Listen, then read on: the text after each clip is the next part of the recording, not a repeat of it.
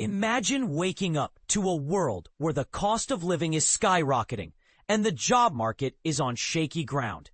This is the harsh reality that the U.S. is facing, and it's about to get a whole lot more complicated.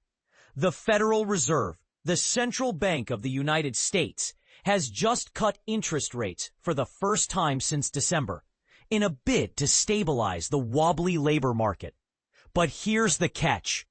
This decision may not be enough to satisfy President Donald Trump, who has been vocal about his desire for a more significant cut.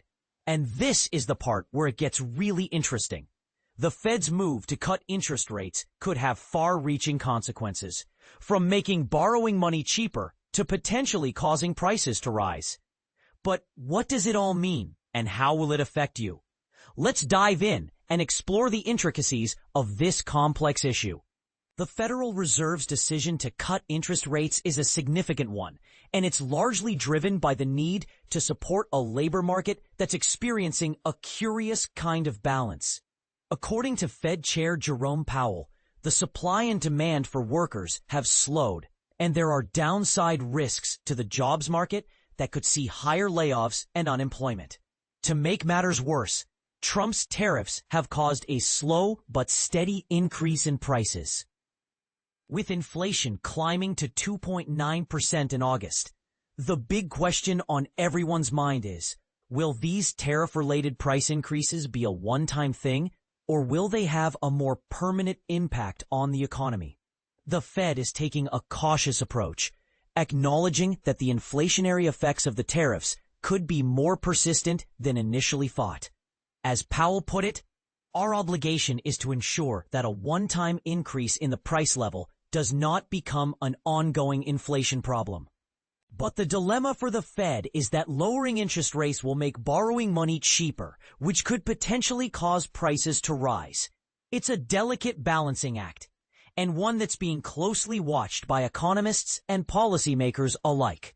The current interest rate range of 4% to 4.25% is the lowest since November 2022. And it's likely to have a significant impact on the economy. But what about the politics behind it all? Trump has been vocal about his dissatisfaction with the Fed, and his attempts to fire Fed Governor Lisa Cook have been blocked by the courts. The White House has appealed to the Supreme Court, but for now, Cook remains in her post.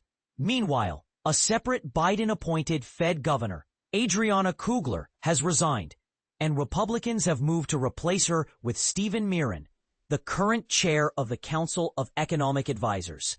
Miran was the lone dissenting voice on the rates decision, preferring a more significant cut.